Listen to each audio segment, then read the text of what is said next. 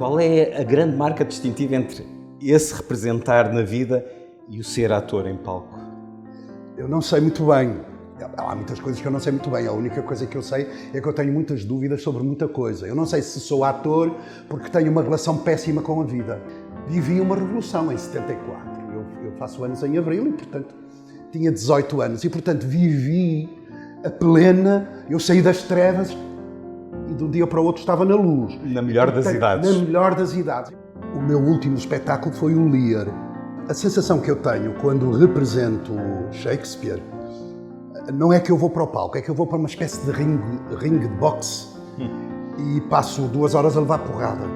Hoje entrei em palco com mais dúvidas, então, do que quando era mais jovem? Dúvidas sempre tive. Hoje em dia tenho uma dúvida acrescida. Sinto-me muito mais responsabilizado pelo ato de estar em cena. A vida é uma sombra que caminha. Pobre ator que em pleno palco, breve instante, se contorce e pavoneia para nunca mais se ouvir. É uma história contada por um parvo. Toda ela som e fúria, mas que nada significa. A tragédia de Macbeth, que o convidado de hoje das entrevistas da Égide já interpretou, António Capelo, bem-vindo. A tragédia de Macbeth interpretou... Não se pode dizer a palavra. É verdade. Scottish Play. É verdade. Faz peça 30 escocesa. anos que a interpretou com a Save a Troop, creio, mas noutra dramaturgia, As You Like It, como vos aprouver, Shakespeare diz também que a vida é um palco e os homens e as mulheres são meros atores que nele entram e saem. A arte de António Capelo, nestas entrevistas, Shakespeare é um velho conhecido seu. Acha que mais que um grande escritor, ele era um grande leitor da condição humana? O meu último espetáculo foi o Lear, do Shakespeare, que fiz este ano já. Fiz o Macbeth, como dizia, há 30 anos e, entretanto, fui fazendo uns outros pelo meio. A sensação que eu tenho quando represento Shakespeare não é que eu vou para o palco, é que eu vou para uma espécie de ringue de boxe e passo 2 horas a levar porrada. Porrada até física, porque, por exemplo, no Lear, a maneira como ele enlouquece no meio daquela tempestade é fisicamente aterrador. Portanto, o que o Shakespeare escreve, a exemplo dos próprios gregos, dos trágicos gregos, é algo sobre a condição humana. E isso é maravilhoso. Mas há uma coisa com a qual eu não estou completamente de acordo. Porque eu não acho que a vida... quer dizer, eu acho que a vida é um palco, sim. Mas não acho que o palco seja a vida. Eu acho que o palco é a maneira como nós, artistas, olhamos para a vida. E essa diferença, eu acho que foi mais acentuada até no teatro, a partir da visão do próprio Bertolt Brecht. Começamos a olhar para o teatro de uma maneira um pouco diferente. E, portanto, o que hoje é importante para nós, enquanto intérpretes, é entender a condição humana a partir das personagens que são fortemente descritas e pintadas pelo universo do próprio Shakespeare, neste caso. E outros grandes autores. Mas o Shakespeare é um extraordinário pintor da condição humana e das relações humanas e, portanto, é fundamental entendermos aquelas personagens porque elas nos ajudam a entender a vida. Mas essa distinção entre os papéis que Shakespeare diz que representamos na vida, e todos nós representamos papéis ao longo do nosso cotidiano, da nossa vida, qual é a grande marca distintiva entre esse representar na vida e o ser ator em palco? Eu não sei muito bem. Há muitas coisas que eu não sei muito bem. A única coisa que eu sei é que eu tenho muitas dúvidas sobre muita coisa. Eu não sei se sou ator porque tenho uma relação péssima com a vida. E, portanto, preciso do teatro para entender a vida de uma outra forma. Porque a vida que eu vivo, que nós vivemos neste tempo, nesta época tão amarga, tão escura e tão obscura da natureza humana, é qualquer coisa que me perturba muito. E, portanto, eu preciso de um espaço de liberdade desta outra vida e esse espaço é o teatro, é o palco. É, para mim, a absoluta liberdade. E talvez por isso eu seja ator. Talvez porque eu encontro um espaço onde posso ser feliz de alguma maneira, porque na vida talvez não seja. E essa pode ser a grande diferença.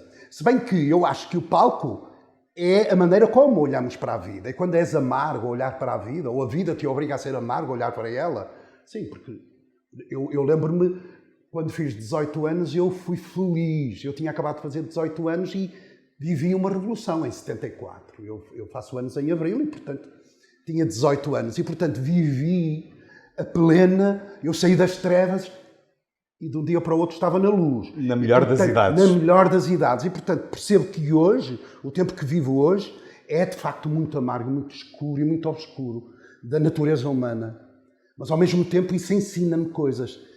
E, ao mesmo tempo, obriga-me a tentar perceber isso. Por uma razão muito simples. É porque eu acho que o meu olhar sobre a vida pode ser curioso e interessante em cima do palco.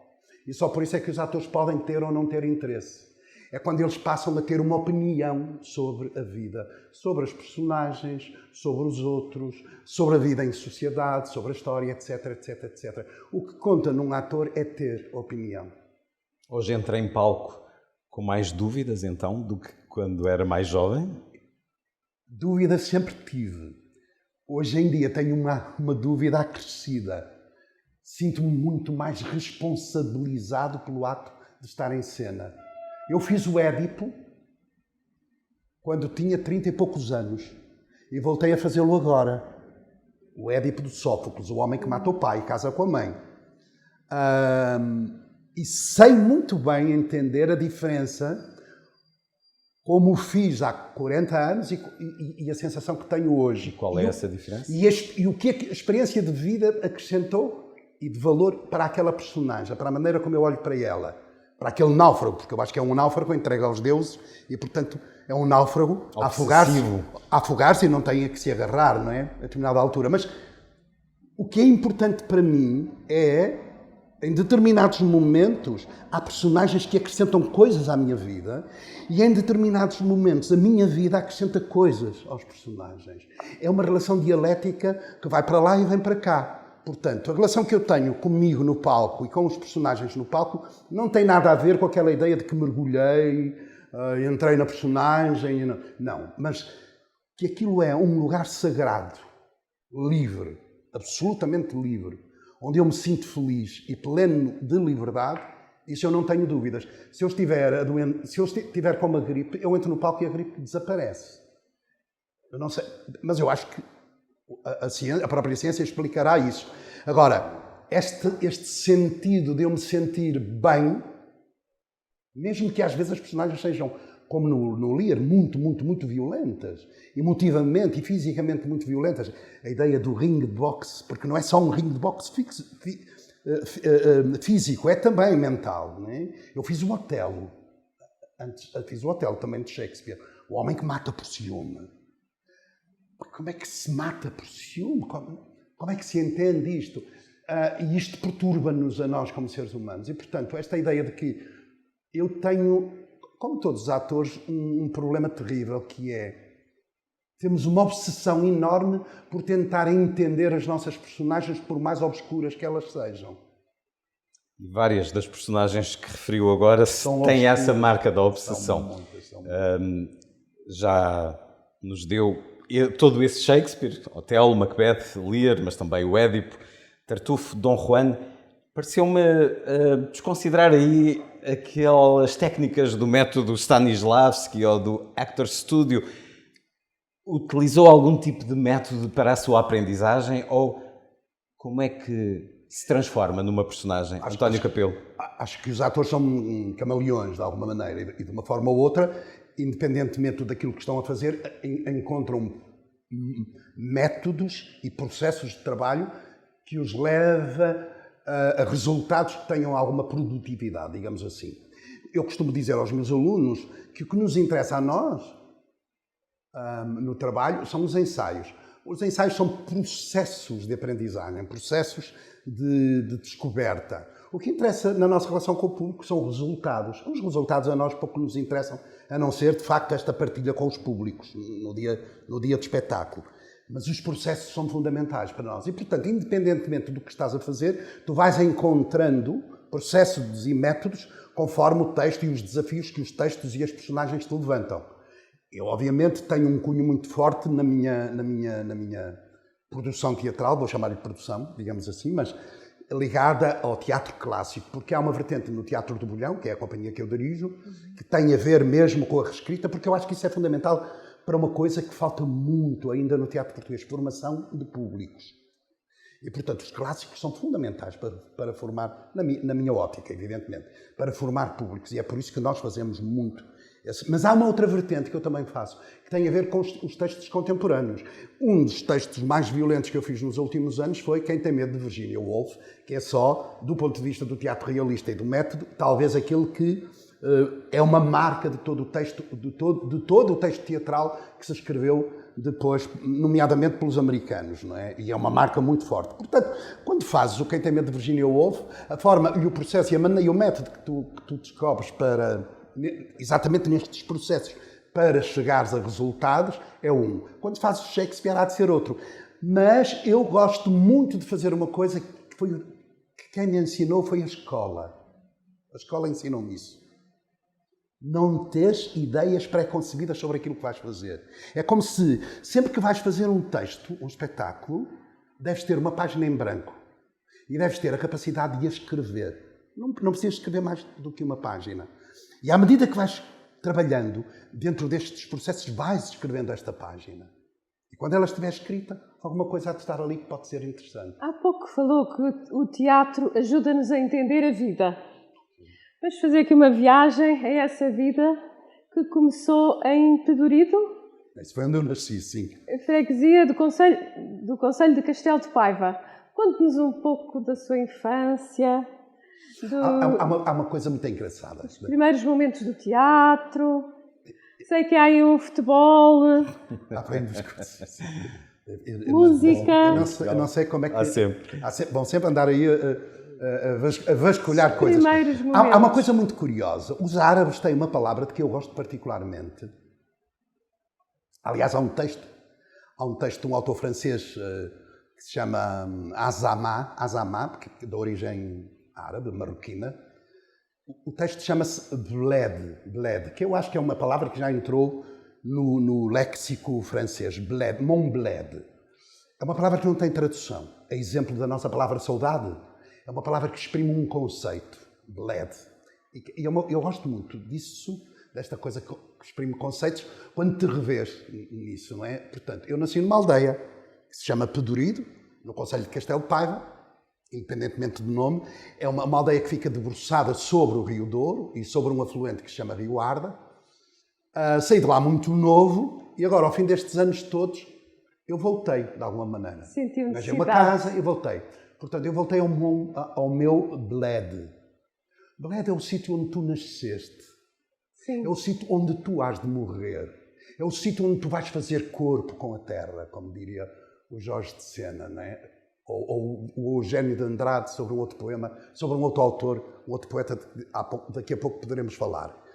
E esta ideia de voltar onde nasceste no meu caso, é voltar ao sítio onde talvez eu tenha sido mais feliz na vida, na minha infância. De plena liberdade, etc, etc, etc. Aos 10 anos eu saí dali e fui estudar para o Porto.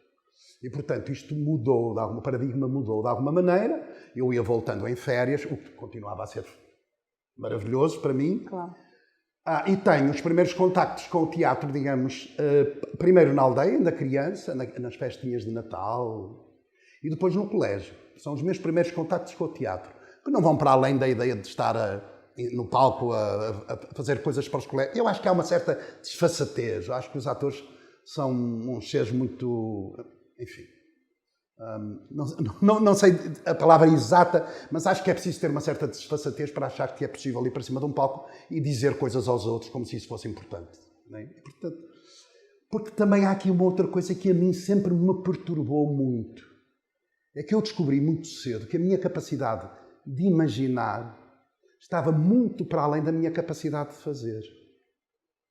E percebi muito cedo também que toda a gente se debate com isto. Claro que as pessoas da arte debatem-se de uma maneira muito imediata com isto. Mas toda a gente, de uma forma geral, basta que as pessoas gravem a sua voz e quando a ouvem dizem, esta voz não é minha. Porque as pessoas imaginam da sua voz uma coisa que... Porque a nossa capacidade de imaginar está tão à frente da nossa capacidade de fazer, que só quando nós temos a coragem de assumir a nossa incapacidade de fazer é que nós somos capazes de fazer. Aqui parece um paradoxo isto, parece uma coisa estranha, mas eu percebi isto muito rápido. Eu sei que gosta muito de fazer as pessoas pensar, criarem os seus objetivos, pensarem por si próprios, claro. Questionarem. Claro. Para mim, eu sou professor de teatro há 30 anos. Eu fundei uma escola, a Academia Contemporânea de Espetáculo, que ainda existe, ainda lá está. E, portanto, a mim o que mais me interessa no discurso com os meus alunos é fazê-los pensar. É fazê-los perceber exatamente estes universos e é fazê-los assumir esta ideia de que é preciso terem uma opinião sobre o que estão a fazer e sobre eles próprios. Não é? Isto para mim é muito importante. Fundamental. Mas esta ideia de a capacidade, que muitas vezes não nos permite fazer, quantas pessoas imaginam coisas e depois não são capazes de as fazer, porquê? Porque no momento em que as vão fazer, aquilo que conseguem fazer está muito aquém daquilo que conseguiram imaginar. Isto leva a que as pessoas desistam com muita facilidade. Portanto, é preciso ser também persistente nisto. Há uma teimosia também nisto. E é preciso perceber também que a teimosia também faz parte da natureza humana. Esta obsessão de contar histórias. Eu estou a sentir aí o curso de filosofia no meio. Aí a bailar nesse raciocínio. Não, mas só bailou porque no meio disto tudo, aparece o 25 de Abril e, portanto, muda tudo na minha vida. Eu estava no primeiro ano do curso de filosofia, fiz o primeiro ano porque fizemos todos, passou tudo administrativamente, em 74. Entrei no segundo ano, eu fazia teatro num grupo de teatro de amadores, porque eu nessa altura experimentei tudo. É daí que vem a música, teatro. Eu precisava de encontrar, né? Quando andas à procura, a palpar, aquelas coisas que têm a ver também com o trabalho com o ator. Tu tens que encontrar a tua organicidade. Onde é que ela está? Está no teatro, está na música. E de repente percebi que o teatro me permitia tudo. E às vezes perguntam, mas deixaste? Sim, porque no segundo ano alguém me chamou para começar a fazer teatro profissionalmente. E eu abandonei o curso de filosofia. Mas porquê? Porque o teatro me ensina tudo, até filosofia, se for caso disso. E, portanto, a minha grande escola, a esse nível, tem sido o teatro, sempre o teatro. E ali eu aprendo da natureza humana, da natureza social, da política, da história, etc, etc, etc, etc. Lembra-se dos primeiros passos no teatro? Quem o convidou? Como é que aconteceu? Esta conversa é muito curiosa. Esta conversa é muito curiosa porque eu sou fundador de um grupo de teatro de amadores em Espinho, que era onde eu morava, faz agora 50 anos. Que maravilha! E temos estado em contacto exatamente por causa dos 50 anos e recebi muito recentemente uma série de fotografias do teatro que eu fazia nessa altura, logo a seguir ao 25 de Abril, lá nesse grupo de teatro em Espinho. E temos estado num diálogo, já escrevi um texto para a revista e para um livro que se vai editar sobre a história. E tenho estado muito em contacto e, portanto, veio muito ao de cima essa minha passagem pelo teatro de amadores, que era a grande escola de teatro. Não havia uma escola de teatro em Lisboa e a grande escola, para a grande maioria dos atores, era o teatro de amadores. Eu digo de amadores porque são aqueles que amam. Não digo teatro amador com um sentido depreciativo de que são menores. Muito bem dito. Eu acho que se deve dizer teatro de amadores, que é o teatro daqueles que amam fazê-lo.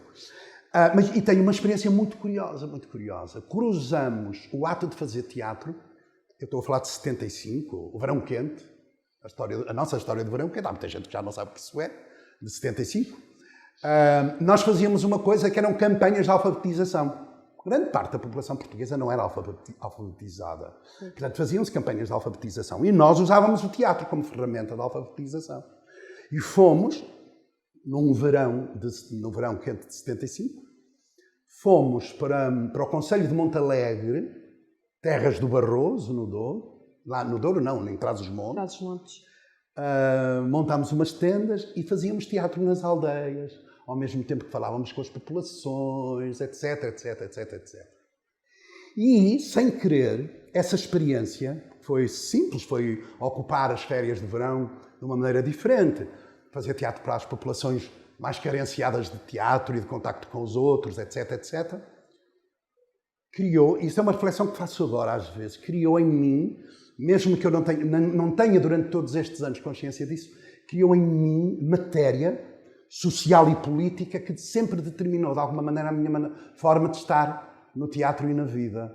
Há um lado social e político na minha atitude que sempre me marcou ao longo da minha carreira como profissional de teatro.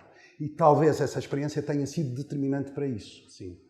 Esse ano, esses 18 anos no 25 de Abril, mais do que um ano de fúria de viver, foi um ano de maturidade. A liberdade a si convocou a uma maturidade, eu quase diria precoce, porque esse trabalho de alfabetização nas aldeias é de um jovem de 18, 19 anos. Hoje em dia não se esperaria tanto, mas nessa altura era o querer fazer algo com a liberdade. Mas ao mesmo tempo era uma coisa completamente caótica. Era encontrar... É porque de repente tu sais mesmo do escuro. Eu tenho imagens da minha infância na aldeia, nas férias, de ver coisas de que me lembro que me chocavam terrivelmente. E hoje sei exatamente porque é que elas aconteciam. O povo português vivia na Idade Média. Pura. A casa de banho da casa dos meus avós era uma coisa extraordinária, porque os meus tios eram muito inventivos e inventaram uns chuveiros e umas coisas. Não havia nada disso. Eu vi mulheres no campo a urinarem em pé, como se fossem animais. E aquilo chocava-me muito. E de repente, há qualquer coisa que abriu. E, portanto, um mundo de possibilidades, ao mesmo tempo caóticas, apareceu. E quando tu tens 18 anos, tu tens de experimentar tudo. Tu tens de ler, tu tens de cantar, tens de tocar, tens de fazer tudo. E o próprio teatro era de experimentação? Tudo aquilo era de experimentação, porque nós não sabíamos nada. Nada. Portanto, nós íamos experimentando. Hoje olha para algum desse teatro com um sorriso do género, bom, que loucos fomos em certas experiências. A mim o que mais me interessa é porque que loucos fomos e que loucos somos ainda, mas o que mais me interessa é a lucidez que eu hoje posso ter sobre isso, sobre esse momento tão caótico, mas tão definidor daquilo que foi o resto da minha vida a partir daí. Porque isso é mesmo um momento definidor e fundador de uma ideia para a minha própria vida. Eu tenho um projeto de vida que tem a ver com a criação da minha escola e da minha companhia de teatro no Porto, que já tem 33 anos, e isso é mesmo muito importante para aquilo que eu acho que as pessoas devem ter, que é ter objetivos de vida. Não, é o momento da criação. E o momento da criação, como é o ato da criação e depois da outra criação, que é a criação em cima da criação. Né? Mas estes momentos foram muito definidores para isso. Eram libertadores, mas eram caóticos. Mas eram de uma liberdade tão grande e tão profunda. Por que é que diz que são caóticos? Porque era o caos, porque nós experimentávamos Como tudo. Assim? O caos. Tinha ideia de que chegou a representar nu para uma série de senhoras Não, onde é que sorriam tranquilamente e agradadas com a peça. Foi nessa altura? Já foi depois, sim. Okay. É mais um ano. É já quando sou profissional. Mas ainda nos ecos da Revolução. 76, 77. Que peça era essa? Era uma adaptação de uma série de contos do Jorge de Sena que se chamava Contos Cruéis, era o espetáculo, com muita música, eu compunha e cantava no espetáculo. E também era um verão quente para estar tão desprotegido? Não, tinha uma cena de nudez, sim, na cama com uma... Porque há uma série de contos do Jorge de Sena que estão compilados num livro que se chama Os Gran Capitães, e há uma série de contos pequenos que são verdadeiros, que se passaram mesmo com ele. E eu fazia, digamos, o Jorge de Sena. Eu conheci-o pessoalmente na época. Um homem austero. Sim. Eu gosto muito da poesia de Jorge de Sena. Conheceu em que circunstância? Ele foi ver o nosso espetáculo porque ele veio a Portugal. Ele morava na Califórnia. Estados Unidos, sim. E ele veio a Portugal nesse ano ou no ano... 77, creio eu. Isto é 77. Ele veio ao 10 de junho. Ele era a figura do 10 de junho e veio a Portugal e foi ver o espetáculo. E, portanto, conheci-o nessas circunstâncias. Comentou? Falamos, sim. Eu fazia o jovem Jorge de Sena. Eu teria 21 anos, por aí. E essas histórias passavam-se com ele. E uma delas, ele foi marinheiro. E uma delas, que era essa, era uma história que se chama A Gran Canária, em que ele é marinheiro, para na Gran Canária e vai com os outros marinheiros a um bar de meninas e vai com uma menina para a cama. E a menina que vai com ele para a cama conta-lhe a história da vida dela. Os pais dela estão numa leprosaria. O Estado fascista espanhol prendia os republicanos e muitas vezes não os colocava na prisão. Colocava-os em leprosarias, que ainda existiam leprosarias, e, portanto, condenava-os à morte muito, muito rapidamente. E era a história dessa jovem, e essa história era contada na cama, no jovem marinheiro com ela, na cama, o que é muito curioso,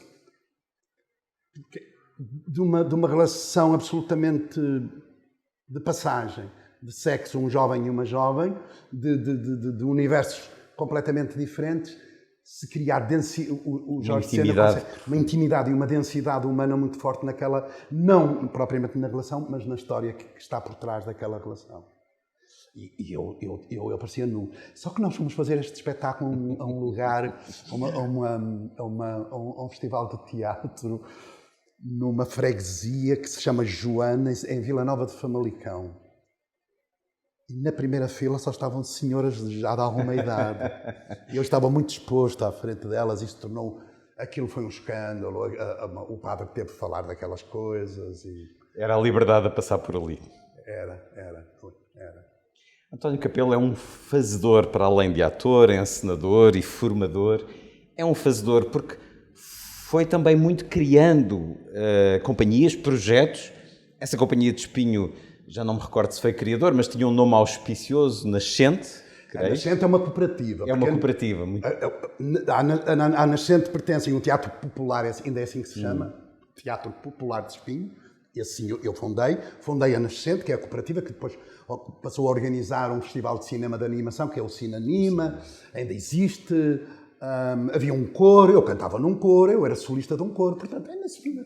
Mas foi também em Favaios, uma companhia de teatro... Não, mas isso é depois, porque eu depois... Mas ao longo da sua vida foi criando muitos projetos. Depois fui para Viana, com uma companhia para Viana, depois vim com a companhia para o Porto, depois chateei, depois vim para a Barraca, para Lisboa. Estive na Barraca, onde fiz o Fernão Mendes. Fez um jornal também? Fez um jornal, Maré Viva? Maré Viva, que é da Nascente, que ainda existe. Sim. Foi jornalista também. Também escrevi, sim. Compositor, estou a adorar. Fazia tudo. Parte do compositor. Fazia tudo. Tudo. Não, é porque ainda ontem contava ao Adriano. Eu fiz ao Adriano Jordão. Eu fiz. Ele é um maravilhoso contador de histórias. Eu adoro. Sabemos. E vimos no fluxo da entrevista anterior. Eu fiz um espetáculo, já depois, já ainda estava em Lisboa, em 83, acho eu, que se chamava Pilates.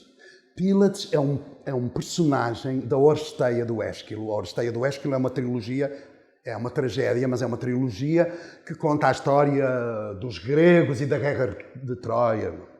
O Agamemnon, o rei vencedor que vem, a mulher, por vingança, mata-o, né? Porque ele matou a filha, a Ifigénia, em Aulis, porque não tinha vento, enfim. Toda essa história da guerra de Troia. E, de repente, os filhos, Orestes e Eletra, matam a mãe. E é muito curioso como é que estas histórias depois se cruzam todas. O Pasolini reescreve uma história a partir desta história e dá-lhe o nome de Pilates. Pilates é o amigo do Orestes, que durante toda a trilogia tem uma fala. Nunca fala. É o amigo calado, mas é o amigo fiel, leal, que nunca fala. Pasolini resolve, de alguma maneira, rever-se nessa personagem e dá-lhe fala. E, portanto, põe-no a revoltar-se contra o estado a que se chegou. Coloca a ação no pós-guerra, na Itália no pós-guerra. Começa a ação dizendo que os corpos de Clitemnestra e de Egisto, os tais amantes, estão expostos na praça dias e dias ao sol. Não está a falar mais do que da Clara Petacci e do Mussolini, né? E depois vai para aí fora. E aquele jovem que não falava ganha fala e vai para ali fora e revolta-se. E esse Pilates, o texto é todo em verso. Todo em verso. Foi uma coisa terrível para mim, porque ele tem falas de 3, 4 páginas. Isso foi feito na Gulbenkian e nós tínhamos músicos ao vivo a tocar. A música era da Constança Capdeville, Olga Prats tocava piano. E eu, na altura, estava a compor música para uma coreografia da Companhia Nacional de Bailado. Mas eu não sei de música. Eu faço tudo. Eu toco guitarra, alguns instrumentos de cordas e tal, e faço tudo um bocadinho por intuição. Tinha feito alguma música para teatro, sim, tinha feito, mas não sei compor, portanto, não sei escrever. A Olga gostava tanto de mim, eu era tão miúdo, eu tinha 20 e poucos anos, a Olga gostava tanto de mim que ia mais cedo para os ensaios e escrever, porque aquilo depois, a coreografia tinha de ser com músicas ao vivo, música ao vivo no Teatro São Carlos.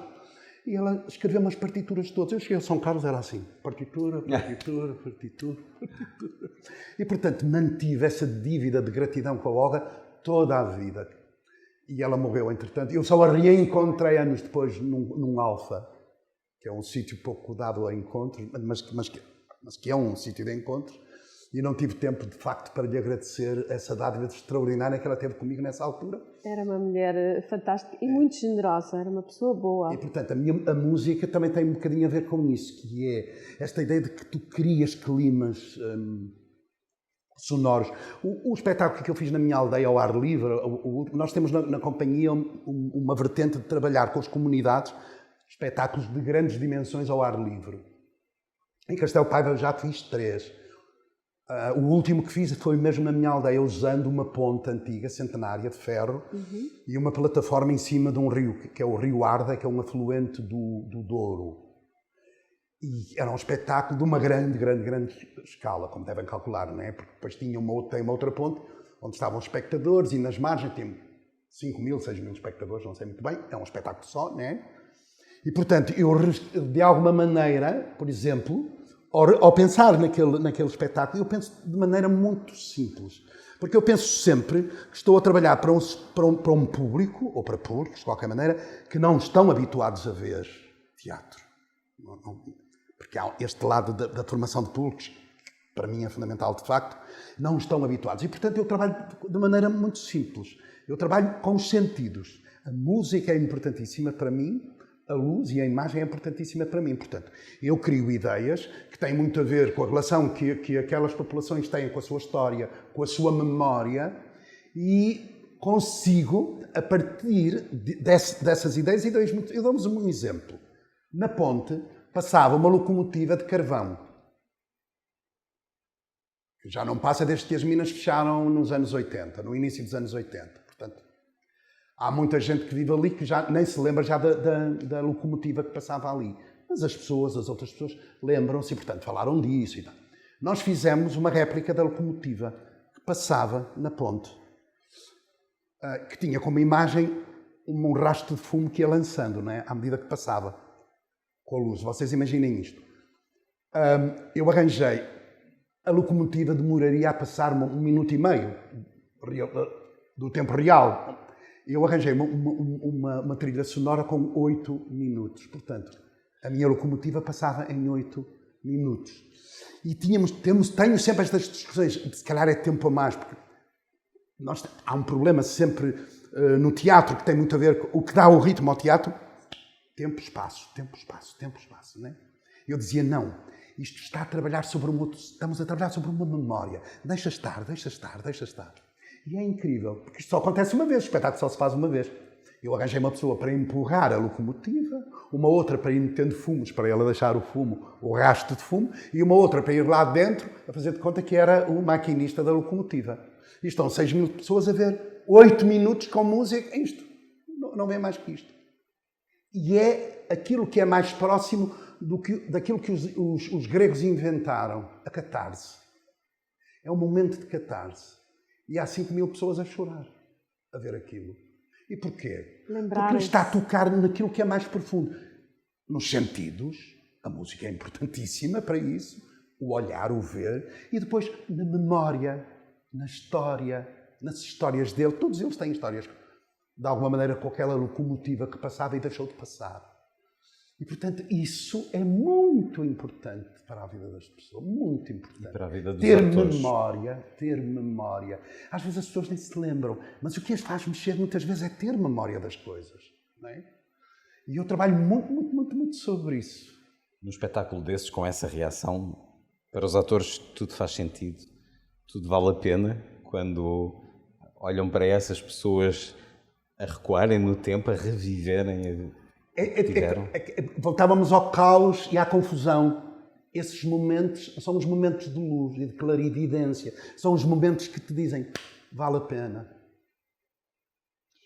Engraçado. No meio das dúvidas, não é? Fez-me lembrar agora que um pequeno à parte, os 6 órgãos de Mafra, foram recuperados há pouco tempo. Eu sei. Pronto. Eu faria uma festa com aquilo. E eu lembro-me das pessoas, para mim, eu devia na altura ter 40 anos ou 40.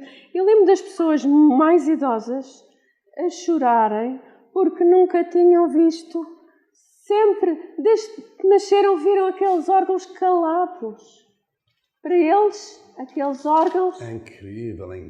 eram mudos. E de repente faz-se este grande restauro, que o Dinarco Machado recuperou, série de gente que esteve envolvida nesse restauro. E eu que estava ao pé dessas pessoas e vê-las chorar, entendi toda aquela vida delas, pensavam que iam morrer com aqueles órgãos mudos e de repente eles têm vida. Eu peço desculpa pelo à parte, Mas essas coisas são muito importantes, porque o ano passado fiz um espetáculo em Valdecambra, na primeira fábrica de laticínios portuguesa, que está completamente devoluta, enorme. Tinha de fazer o espetáculo ao ar livre, fora da fábrica, por uma questão de segurança. Há uma torre na fábrica que tinha um relógio. O relógio ainda lá está, mas todo o mecanismo que estava por trás foi vandalizado completamente. E, portanto, só está uma espécie de... Já não tem ponteiros, só tem o círculo do relógio, o apontamento. E a determinada altura, no espetáculo, eu tinha um artista de circo que aparecia no meio do relógio, pendurado no ar, não é? Como se ele próprio fosse o relógio. E aquilo, de repente, era a bater horas antes de começar um ciclo de trabalho, né? No espetáculo era um ciclo de trabalho que começava a seguir, portanto marcávamos o início do dia de trabalho, com o relógio, com aquele ator ali em cima. É um momento de comoção absoluta. A maneira como as pessoas olham para as coisas, que de uma forma ou de outra, lhes avivam a sua própria memória, lhes avivam a sua própria vida, as fazem sentir úteis. É extraordinário. Está a falar-nos de espetáculos criados especificamente para um lugar, uma população, projetos que reavivam muito daquela história e daquelas vidas, mas António Capelo é um formador de atores e um criador de públicos desde há muito. Podemos falar de uma grande distinção na forma como, no nosso país, as regiões vivem o teatro, as cidades, por oposição ao interior, vivem o teatro? Podemos e devemos, mas não é o problema do teatro, é o problema de tudo. Da cultura e de tudo. Marcadamente distinta entre a cidade e o interior. As grandes cidades. Só para ter uma ideia, Castelo de Paiva é um concelho muito próximo do Porto. 40 km do Porto, muito próximo do Porto. No entanto, parece que está no fim do mundo. Administrativamente depende do distrito de Aveiro. Militarmente pertence da região norte de Vila Real. Do ponto de vista de saúde, depende do centro, Coimbra. E a maior parte das pessoas trabalham no Porto, que é mais perto. É uma grande confusão. Uma grande confusão. Depois, não há acessos. Ou há cada vez... Agora já há melhores acessos, mas ainda não há acessos. Portanto, as pessoas não chegam às coisas, seja o que for. Claro que o teatro também é, né? Mas não é só, é tudo. Portanto, as pessoas ficam completamente abandonadas. E o que é verdade é que os políticos têm um discurso que é contrário a isto, mas têm uma prática que não alimenta o discurso. Qualquer político, no seu discurso, é contra a ideia de desertificar o interior do país. Mas o que eles fazem na prática é desertificar o interior do país. Há leis absolutamente esquizofrénicas, por exemplo, do ponto de vista da construção, na zona do Douro, que são determinadas, são leis que parecem construídas, por exemplo, para o Alentejo. Por exemplo, não se pode construir a 500 metros do rio, por exemplo. Sendo que 500 metros do rio, numa encosta, para a água chegar a 500 metros, teria de inundar uma cidade como o Porto, por exemplo. É como se a lei é cega, mas depois não se olha para aqueles territórios e não se percebe as diferenças que há entre os territórios e não se assume as diferenças e, portanto, não se estimula o desenvolvimento real daquelas comunidades a todos os níveis. Saúde, educação, cultura, etc, etc, etc, etc. E em termos de cultura não tem evoluído na última década, 2 décadas? Nós temos redes de cineteatros, companhias que andam pelo país? Tem. O problema é que nós vivemos o nosso tempo, não vivemos o tempo dos outros. Portanto, eu faço teatro há 47 anos. Há 47 anos que temos estes problemas. Eu seria mentiroso se dissesse que as coisas não melhoraram. Melhoraram. Mesmo do ponto de vista de distribuição no território de espaços físicos para o teatro e para a música, está muito diferente. Mas mesmo assim, é muito difícil ainda chegar a determinados territórios. Às vezes até por questões que se levantam mais no interior, no seio dos criadores, do que propriamente dos administrativos. Mas a verdade é que ainda não se olha o território nacional como um todo. Um habitante de Bragança paga os seus impostos como um habitante de Lisboa. O habitante de Lisboa tem o acesso, tem o usufruto do ato cultural muito mais próximo. E, portanto, o Estado gasta muito mais dinheiro com um habitante de Lisboa do que com o habitante de Bragança. Mas o habitante de Bragança contribui da mesma maneira. A maneira como o Estado distribui depois. E já há no território algumas companhias, mas sempre houve, não é? Mas há algumas companhias. Mas muitas vezes é muito difícil, porque o que se discute agora é a questão da programação. Programar com o quê? Como se programa? Não é? E, portanto, a esse nível há muita coisa ainda a fazer do ponto de vista político para tentar equilibrar estes mundos que deveriam estar mais equilibrados. Isto tem a ver com o interior e o litoral. E há aqui um fosso tão grande a todos os níveis no país e que devemos aproximar a nossa prática do nosso discurso. E para alguém que há quase 50 anos faz vida no teatro, como é que sente a evolução, especialmente nos últimos anos, nos anos da invasão tecnológica, da predisposição dos públicos para o teatro? Eu sinto 2 coisas fundamentais. Numa delas, que tem a ver, falando mais especificamente do Porto, que é a cidade que eu conheço melhor, não é? Há qualquer coisa que mudou profundamente. Aqueles que fazem estão hoje muito mais preparados do que estavam há uns anos atrás. Porque há escolas. O Porto tem 5 escolas de teatro neste momento. Entre escolas profissionais tem 2, depois tem escolas superiores. E, portanto, já tem 5 escolas de teatro. Portanto, houve aqui uma grande aposta. Nós fizemos a nossa, que é a primeira há 33 anos, mas, entretanto, surgiram outras.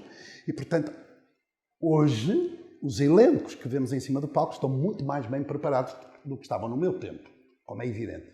E isso é também, para a relação com os públicos, muito, muito importante, porque aguçam no espectador a necessidade de serem mais exigentes ainda. Não é?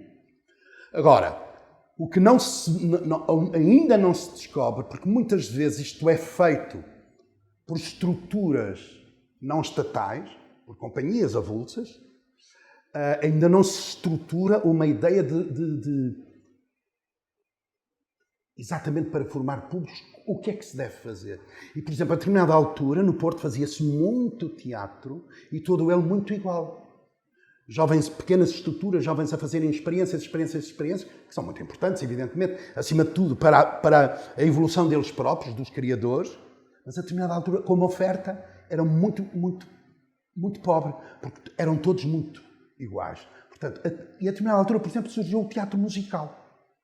Nós, na escola, fomos, de alguma maneira, equilibrando os nossos planos curriculares com as novidades que apareciam no próprio meio profissional. O teatro musical era uma coisa que não existia. Portanto, nós tínhamos uma professora de voz e um professor de canto, porque eu acho que o canto era importante, não interessa porque, e a música, porque questões rítmicas, etc. Mas começamos a fazer, por exemplo, uma oficina de teatro musical, porque era importante. Como a determinada altura começamos a fazer uma oficina de dobragens, porque elas surgiram nos anos 90, no Porto. E, portanto, nós próprios vamos adaptando, fomos de alguma maneira durante estes anos adaptando o currículo às circunstâncias do meio profissional, tentando responder ao próprio meio profissional. Agora, um pensamento profundo, e isso tem que ser um pensamento político, profundo, sobre o que é ou o que deve ser a oferta cultural e artística de uma região, isso ainda não está feito. Isso tem que ser feito. Teatro do Bolhão, essa escola que fundou há 40 anos? 33. 33. É o seu grande projeto, António Capelo? É o meu projeto de vida, sim, digamos assim, porque a partir de uma altura eu comecei a viver praticamente só para aquilo. E, é assim, eu acho sempre que nós temos que ter objetivos de vida. Então, quando chega à minha idade, nós, se não temos, corremos mais depressa para a morte. Portanto, é preciso ter objetivos de vida, temos que nos organizar em objetos de trabalho, etc. E a determinada altura, gastei 10 anos para recuperar um palácio no centro do Porto. Palácio completamente abandonado. Um edifício histórico. Que agora é um edifício histórico e património nacional. Mas na altura estava completamente abandonado. Vocês imaginam estes pobretanas do teatro, que têm uma escola e uma companhia de teatro, agora vão comprar e recuperar um património daqueles? Pois, durante 10 anos nós andamos nessa luta. Eu tenho histórias mirabolantes sobre isso. Mas ele está feito, está recuperado e é património nacional e está ativo, está aberto. Não é aquele património que está fechado. Tem vida. Tem vida. Tem escola, tem teatro. Como é que fizeram essa recolha? Crowdfunding? Não. Como é que foi? Tem histórias maravilhosas. Recolha de fundos, claro. Quando foi para fazer o restauro, porque tem muita pintura, muito estuque, enfim. Quando foi para fazer o restauro, identificamos 7 espaços, 7 salas que precisavam de restauro. E o que fizemos foi evocar, de alguma maneira, uma ideia muito antiga, século XIX, do Porto, do mecenato. E, portanto, eu fui bater à porta das pessoas que, de alguma maneira, ou conhecia, ou sabia que tinham dinheiro e que podiam, de alguma forma, trabalhar connosco no restauro daquilo. E é muito curioso. Há muitas histórias. É evidente que para receber não, precisava de 7 sims, não é? Para receber um sim, eu recebia 50 nãos. Mas também foi muito... recebia? Mas recebia, está feito. Havia depois um desafio maior, porque havia um espaço que eu não podia pôr lá o nome, nem da empresa, nem da pessoa, porque nessas salas eu punha o nome da empresa ou da pessoa que foi mecenas do restauro daquela sala. E aos degraus. É justo. Depois tenho a escadaria monumental, não é só os degraus, é os degraus e as paredes e o teto. Né? Precisava de 35 mil euros para recuperar aquilo. Não era muito dinheiro, mas eram 35. É preciso não esquecer. Vacas muito magras na altura. Tempos terríveis. O Presidente da Câmara, nada Em que aberto. altura, mais ou menos? Rui Rio, troicas. Foi um tempo terrível. E nós precisávamos de 35 mil euros para recuperar toda a escadaria. E a escadaria eram 68 ou 9 degraus. Dividido em 35 mil por cima, dava 500 euros por degrau. E eu, com a ajuda de um amigo meu ligado mais às publicidades e à comunicação, desenvolvi um projeto na minha página de Facebook que se chamava Degrau a Degrau, Todos os Amigos Ajudam. E em 2 meses conseguimos o dinheiro e as pessoas têm lá o nome no espelho de degrau. As pessoas, cada degrau. os cafés, os restaurantes, as mercearias. As pessoas da minha aldeia têm lá um degrau. Gentes de Castelo de Paiva. Eu estava a fazer... Gente, tem lá um degrau. Eu estava a fazer uma novela, tinha 5 filhos, 5 atores. Tem lá um degrau. Foi um movimento extraordinário. Porque eu acho que as pessoas, de repente, dizem, não, há aqui qualquer coisa que fala... Eu estou sempre a dizer, devia ser replicado de alguma maneira isto noutros sítios, para recuperar espaços. Mas pô-los ao serviço de... Não os deixar amorfos, não é? Sim. O património tem que ser vivido. Aquilo é um palácio, aliás, é o Palácio do Conde de Bolhão, ao lado do Bolhão, portanto é mesmo no centro do Porto. Eu vi fotos, é lindo. E, portanto, está ativo desde aí, É está uma ativo. joia, Já, é nem, uma já nem joia. nos chega, já precisamos de mais espaços, mas isso já é outra conversa. Oh, António, e fale-me desta peça Ninguém. Isso é um monólogo que eu fiz agora logo a seguir à pandemia. A pandemia foi um momento muito importante para todos nós, não é? Paramos, fomos para as nossas casas, eu fui lá para a minha da aldeia, tinha com que me entreter no campo, não é? Mas ao mesmo tempo fomos todos pensando muito. As pessoas perceberam muito que precisam umas das outras, eu acho. Sim. Foi um momento de reflexão muito importante. As pessoas perceberam que a arte as pode salvar. A arte pode salvá-las. As pessoas perceberam que estar com os outros no teatro, na música, etc., etc., era alguma coisa de muito importante à qual nunca tinham dado importância. Mas ali perceberam isso, não é? E eu percebi, para além disso tudo, que andava nisto há muitos anos e que toda a vida tinha andado a fazer, e nunca tinha feito uma espécie de introspecção sobre mim próprio. E, portanto, convoquei o nosso professor de História, que escreve maravilhosamente, que se chama o Zeferino Mota, que já tinha escrito uma série de textos lá para nós, e telefonei-lhe, mesmo no meio da pandemia, disse ao Zeferino: nós estamos aqui todos no meio desta balbúrdia que nos está a perturbar todos, vamos tentar pôr isto por escrito, vamos tentar fazer. E então ele foi escrevendo, ele começou a escrever, a partir de histórias de vários atores, uma história para um ator. Neste caso seria... É muito curioso, porque eu conto histórias que mesmo os meus colegas atores que vão ver acham que são histórias minhas, que se passaram comigo. E não é, passaram-se com outro ator qualquer, mas não era... Só que são muito assumidas e, portanto, há ali aí sim, há uma identificação muito próxima e a partir de na altura parece que sou eu que estou a conversar com o público. Eu ainda ando com esse monólogo, porque ele foi feito logo a seguir à pandemia. Portanto, eu já o estreiei para aí há 2 anos, não sei muito bem, mas eu já fui a Cabo Verde, já fui aos Açores, já fui a vários... Ainda não vim muito ao Sul. Fui ao Algarve, Lisboa, é impossível, não arranjamos uma sala em Lisboa para apresentar o monólogo, mas é um monólogo que reflete muito esta questão que tem a ver com a relação dos homens com o mundo e o seu tempo e a relação de um ator com o palco e o seu tempo. Aí a fronteira é mais tenue entre o palco e a sua vida. Aí é bastante mais tenue. Mesmo não sendo a minha história, aí é bastante mais tenue. E é muito interessante. Há bocado falávamos de quando eu contava a história do poeta checoslovaco, tem que se dizer assim porque era a Checoslováquia,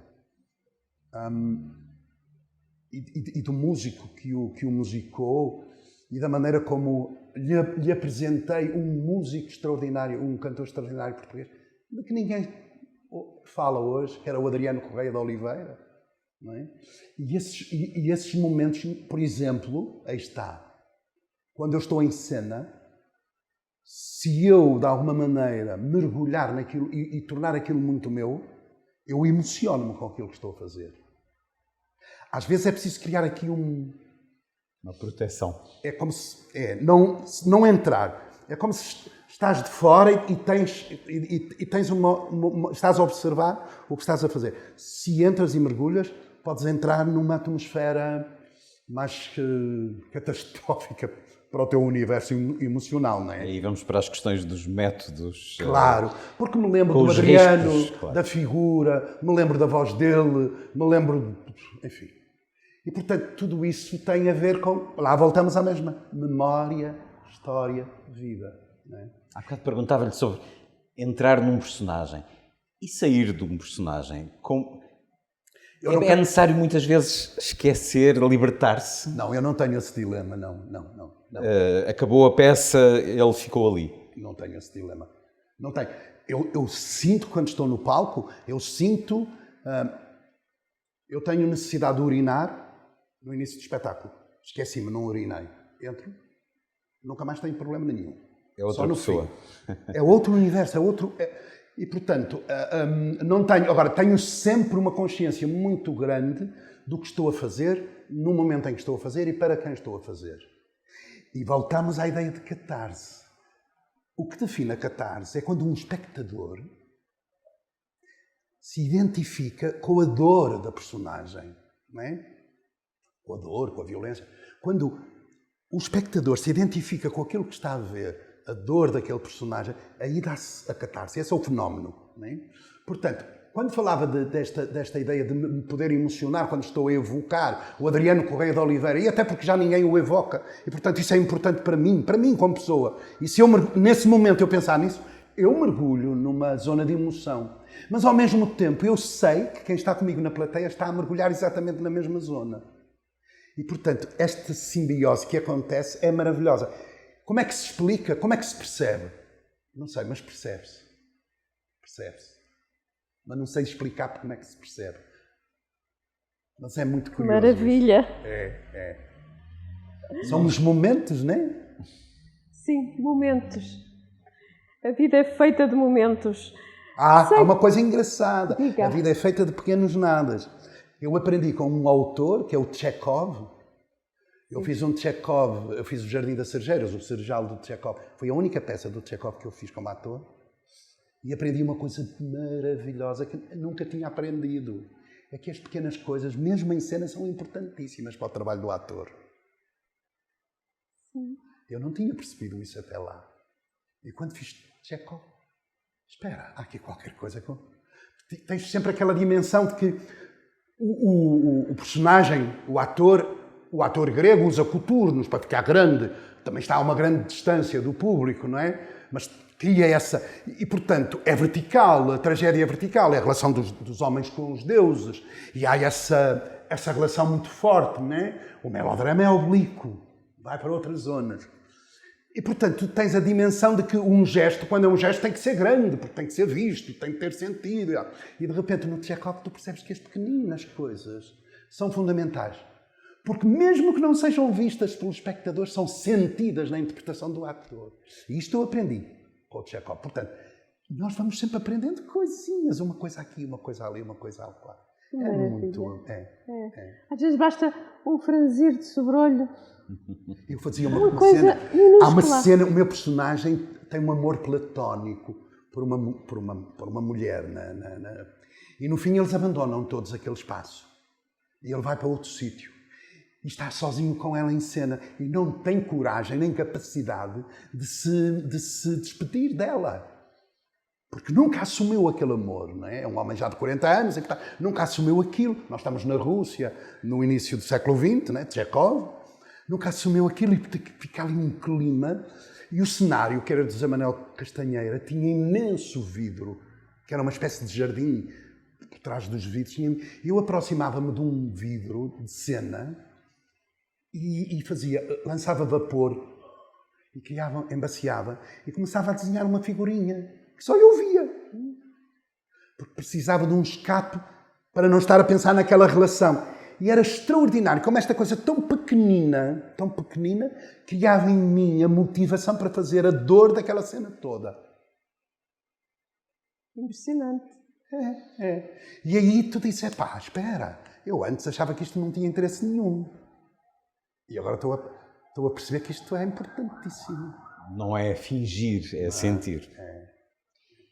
Conversamos há pouco tempo no Festival de Música dos Açores, desenvolver projetos, é um regresso aos Açores, esse lugar entre o Gênesis e o Apocalipse, que presumo lhe diga muito. Partilhe um pouco connosco do que será esse trabalho que vai fazer dentro do festival. Eu vou partir de uma coisa muito simples.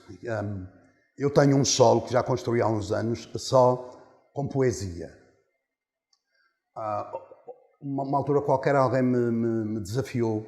Eu penso que foi o Pedro Lamas, que foi meu aluno, que diz muita poesia, penso que sabem disso.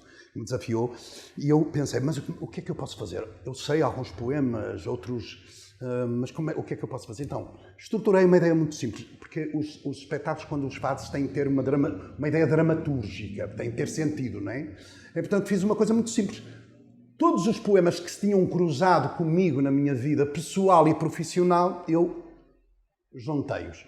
E mesmo que eles possam parecer todos muito dispares, há ali uma coisa que os une, que é eu e eles. Pronto. Portanto, construí um espetáculo que tinha a ver com isso, também com alguma música, Zeca Afonso, evidentemente, porque me cruzei com ele na barraca, nesses anos, no início dos anos 80, e construí esse solo a partir da poesia, uma coisa que para aí de 1 hora. Pronto, eu vou partir desse... eu depois construo qualquer coisa que tenha a ver com o sítio onde eu vou, ligando a poesia daquele sítio ou sobre aquele sítio no universo. Retiro uns poemas, por exemplo, sobre o Porto e ponho, neste caso, sobre os Açores, por exemplo. Mas aqui as pessoas vão se inscrever, não é? O que eu vou fazer aqui vou com este meu projeto que está mais ou menos estruturado, mas aberto, agora vou trabalhar com as pessoas da comunidade, quero que elas tragam coisas para isto, vou-lhes explicar o que vou fazer, eu não tenho muito tempo, são 2 dias, e o que eu vou fazer é construir um espetáculo de vozes, a partir da poesia e da música. De vozes, que sendo uma sou eu e a outra seremos todos nós. Né? Um coro. Portanto, o que é que eu vou fazer? Eu sei mais ou menos o que é que eu vou fazer. Eu não sei o que é que vai acontecer. Agora, eu vou lançar desafios às pessoas que se vierem inscrever, que eu ainda não sei exatamente quem são. Há pessoas da música, há pessoas de grupos de teatros de amadores. E, portanto, o que eu vou tentar é perceber que mais-valias é que eles podem acrescentar aquilo que eu trago. E acrescentar essas mais-valias ao que vamos fazer. E a determinada altura trabalhamos poemas do ponto de vista coral, não só eu, eles, um deles, 2 deles, 3, nós todos, e vamos fazer um espetáculo que tem a ver com uma isso. vertente social. Estou muito expectante e na expectativa. Eu já tenho, inclusivamente andei a ver coisas de música, de poesia, já tenho uma série de objetos, digamos, mais ligados aos Açores, para lhes colocar, mas também perceber o que é que eles podem trazer para acrescentar a isto. E com isto fazer... Eu gosto de cozinhar e, portanto, esta ideia de ter... Os ingredientes disponíveis e fazer algo a partir daí. Digamos que... Nos Açores tem muitos ingredientes, não só os ditos gastronómicos, mas os da cultura. Mas é um lugar muito fértil. Mas acho que a Terceira é um lugar muito fértil a esse nível. O Pico não será tanto. Parece uma ilha um pouco mais isolada. Vai mesmo procurar a identidade da ilha? Vou tentar perceber. Na Terceira percebo com mais facilidade. Eu já tive uma aluna da Terceira, eu já fiz uma vez um trabalho com os meus alunos sobre a terra deles. E era um espetáculo que se apresentava e, portanto, fiz algumas coisas sobre os Açores nessa altura. E era muito curioso. Aliás, fazíamos uma coisa sobre velhas, que é uma tradição da Terceira, que eu não sabia que existia, mas fiquei a saber aí. Portanto, há algumas coisas que eu sei, há outras que eu não... Eu tenho muitos amigos, eu sou muito amigo de Zé Camedeiros e, portanto, ele também me conta muitas histórias. Há algumas coisas que eu sei, há outras coisas que eu não sei, mas eu prefiro, como eu dizia há pouco, página em branco, deixa ver. Não tenho muito tempo, tenho 2 dias, mas eu sei que nós vamos fazer qualquer coisa muito curiosa. Vozes e memórias, e será certamente um espetáculo que vai marcar quem nele participar e ele assistir.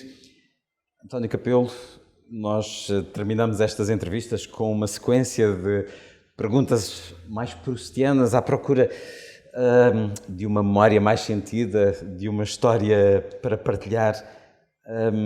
Começo por lhe perguntar uma pessoa, uma personalidade, alguém que se tenha cruzado consigo ou não, mas que o tenha marcado profundamente.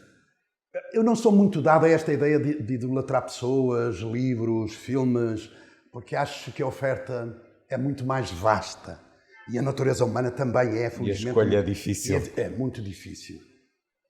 Mas eu fiz um trabalho numa cadeia há uns anos, no Norte, que partiu de um poema, que é um poema sobre a liberdade, Invictus, que é, quer se queira, que era um poema que manteve vivo, de alguma maneira, Nelson Mandela. O Nelson Mandela na prisão. Acho que esta capacidade do ser humano, eu não teria nunca essa capacidade de resistir, estando anos e anos preso, e depois quando sai traz a esperança para aquela gente toda, é qualquer coisa que deveria marcar o ser humano, não é?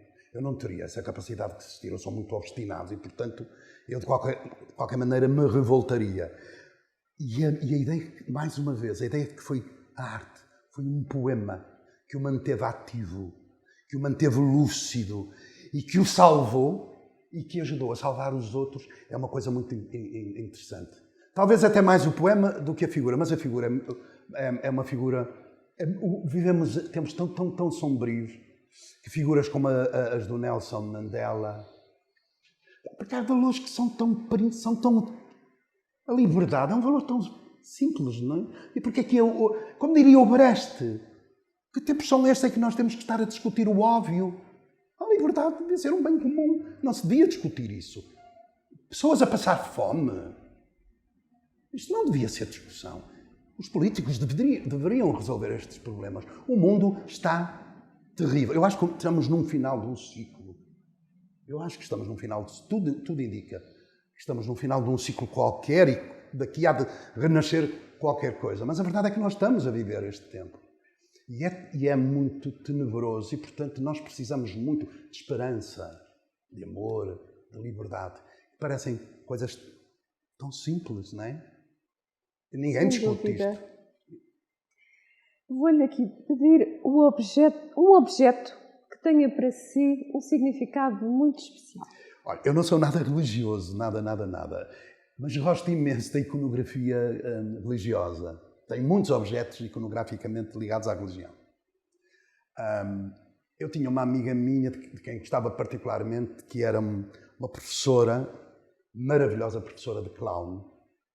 Toda a vida trabalhou em França, em Paris, numa grande escola, que é a Escola Jacques Lecoq. Ela era jugoslava, a Sandra. A Sandra morreu há muito pouco tempo, com cancro. Estava a escrever a história da vida dela e acabou por não escrever. E ela adorava anjos. Uma mulher que não tinha nada a ver, adorava. E, portanto, eu comprava-lhe imenso os anjos. E liguei-me muito a esta ideia da iconografia religiosa e à estética, o renascimento, a pintura renascentista, essas coisas todas, a cor que aquilo tem, etc. E aqui há uns anos eu estava em Salvador da Bahia, de férias, e de visita à Igreja dos Negros, mais propriamente. Eu descobri alguém à porta da igreja a vender um crucifixo. Creio que do século XVIII, creio eu. E ele estava já um bocadinho a meio que desfazer-se. Eu gostei imenso do crucifixo e discuti com a senhora o preço. E ela não... Eu andei uma semana, ia lá todos os dias discutir o preço e ele foi baixando. Ao fim de uma semana eu comprei e trouxe o objeto. E tenho em minha casa, na aldeia, num sacrário, uma espécie de sacrário também. Porque acho que, por um lado, ele é bonito, iconograficamente é muito bonito o objeto. E, por outro lado, tem esta coisa que atravessa continentes, séculos, e une pessoas, pensamentos, etc. E, portanto, eu trouxe um bocadinho esse objeto porque ele me deu luta, né? Também me deu alguma luta conquistá-lo. As escolhas são sempre difíceis quando unas, mas venha daí um livro que tenha sido marcante para si. Há milhares de livros que foram marcantes para mim. E eu vou falar de um livro que foi importante para mim, e como todos os outros, mas foi essencialmente marcante por uma razão. É um livro do Jorge de Sena, um livro pequenino do Jorge de Sena, chama-se O Físico Prodigioso. E porquê? Porque nunca houve livro que eu oferecesse tanto na minha vida como ofereci O Físico Prodigioso. Na época em que se ofereciam livros, agora quase já não se oferecem livros. É bom oferecer livros. E, portanto, eu ofereci muito esse livro. E eu às vezes tenho um vício com os meus alunos. Eu, por exemplo, fazia muito nas minhas aulas, no início das minhas aulas, faço um aquecimento físico, depois um relaxamento, antes de começar a fazer as aulas. São longas, são de 4 horas, antes de começar a fazer a aula. E quando eles estão completamente relaxados, eu leio-lhes poesia. Porque acho que eles estão aptos a ouvir melhor quando estão relaxados. E, portanto, tinha esse hábito de ler poesia. Eu tenho a certeza que nem todos ficaram com o sentido da poesia impregnado na cabeça, mas alguns ficaram. E quando me perguntam, não leem, cada vez leem menos, não é? Quando vêm de comboio para a escola, então o que é que fazem? O telemóvel, não, leva um livro, lê um livro. E tal. Mas o que é que eu vou... Eu ofereço O Físico Prodigioso, porque não sei se conhecem, é uma... Tem a liberdade, o amor, o fantástico, a sensualidade. Tem isto tudo. E depois é escrito em duas espécies de linguagem pelo próprio Jorge de Sena. Ele divide a página ao meio, tem um tipo de escrita e outro tipo de escrita, e é muito interessante, mesmo para ajudar à formação. Portanto, eu ofereço muito esse livro. E, portanto, vamos ficar com O Físico Prodigioso. Os livros têm muita importância para si, ao ponto de, quando era jovem, adolescente, ter sido castigado por ler na casa de banho do colégio à noite a Chochara, do Alberto Moravia, Imagina. e a família Galbraith. Não, Forsyth. Forsyth, do Luís John Kenneth descobre Galbraith. coisas. Então, Como é que vocês descobriram? Onde é que está isso? Luís porque descobre é que coisas. a maior parte das pessoas lê escondido debaixo dos lençóis? Era o que eu li O escondido. António Lia escondido debaixo do lençol. e foi castigado por isso. Fui castigado. No colégio. Uma semana. Eu tinha que estar a dormir naquela altura, não é a altura de ler. Quer dizer, eu percebo. Percebo. É preciso incutir regras. Aí vem a maturidade a falar agora, mas na altura queria era ler. mergulhar naquelas histórias. Mas depois comecei a fazer uma coisa ainda pior. Levantava-me e ia para a casa de banho. Sentava-me na sanita e lia.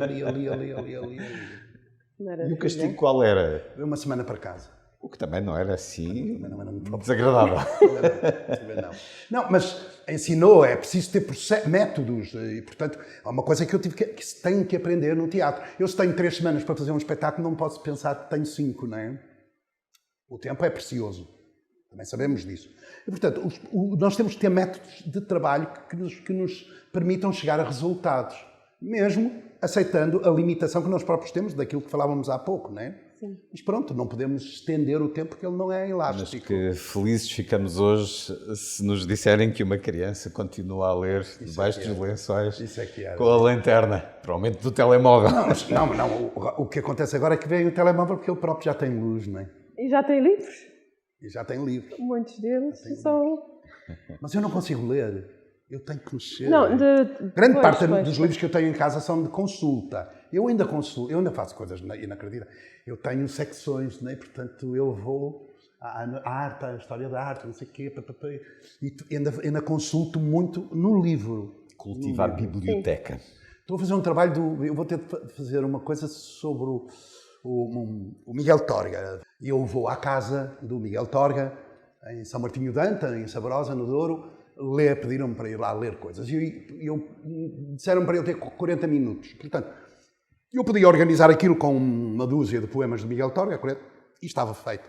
Mas eu não meti-me a ler os diários. E há entradas dos diários que são extraordinária literatura. Já estou há 2 meses à volta daquilo. Parece um taradinho. Agora parece eu disse, ainda vou ficar um especialista em Miguel Torga. Selecionei tudo o que ele escreveu sobre a terra, a casa, a gente. Quem sabe não vai sair daí uma peça de teatro. Mas agora, disso que selecionei, já selecionei partes que acho mais interessantes. E agora ainda vou ter que selecionar. E descobri uma coisa extraordinária, que é, a mim basta-me ler o que está aqui, não é?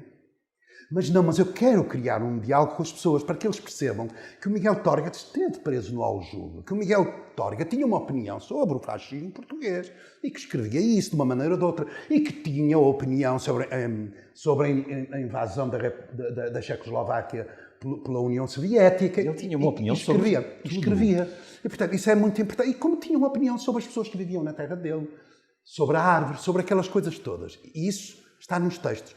E, frequentemente, os textos têm palavras que eu não entendo. Objetos de trabalho, palavras que caíram completamente em desuso. E que eu percebo os meus alunos, quando eu estou a trabalhar Gil Vicente, não sabem o que é uma eira. Eira. Não sabem. Hoje não sabem. Eu já acho que o meu avô já falou disso, mas eu não sei bem o que é. Não sabem. Portanto, às vezes nós partimos do princípio que os outros com quem estamos a falar percebem o que nós estamos a dizer e às vezes há ali... E, portanto, eu vou fazer um lado muito, ao mesmo tempo, não sei como é que vou fazer, mas eu estou a criar uma espécie de glossário das palavras que eu não entendo e quero saber que na plateia ainda as percebe, o que é que elas querem dizer. Caíram em desuso. A língua está a ficar mais espremida, não é? E a língua era bastante mais aberta e mais... E, portanto, vou brincar um bocadinho com isso também. Venho aqui perguntar agora o álbum de música a que sempre tem vontade de voltar. Por uma razão muito simples, embora eu ouça muita música, o Por Este Rio Acima, do Fausto. Primeiro, porque eu estive também de alguma maneira ligado, porque eu fiz o espetáculo da Barraca do Fernão Mendes. Grande parte daquela música é feita para o espetáculo, era tocada e cantada no espetáculo.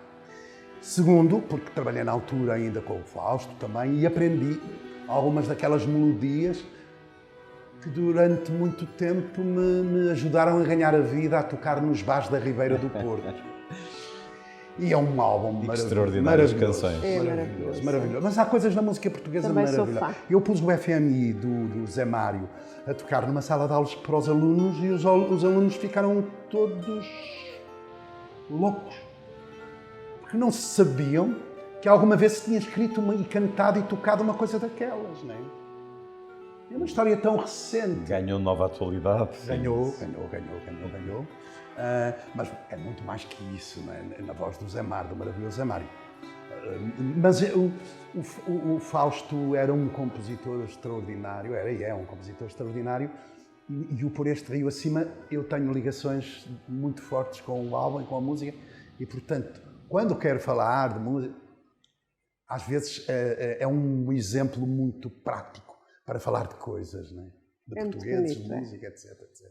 É um álbum também cheio de poesia, e a poesia já atravessou muito esta conversa, mas diga-nos um poema, e os poemas fazem muito parte do seu trabalho também, um poema que seja particularmente especial.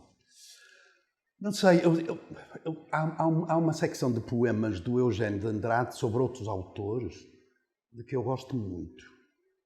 Eu não sei muito bem de cor. Um é sobre o Pasolini, outro é sobre o Jorge de Sena e outro é sobre o Rui Belo. É um poema que se chama A Memória de Rui Belo, que diz mais ou menos assim: eu pouco sei de ti, mas este não é do Rui Belo, este é do Pasolini.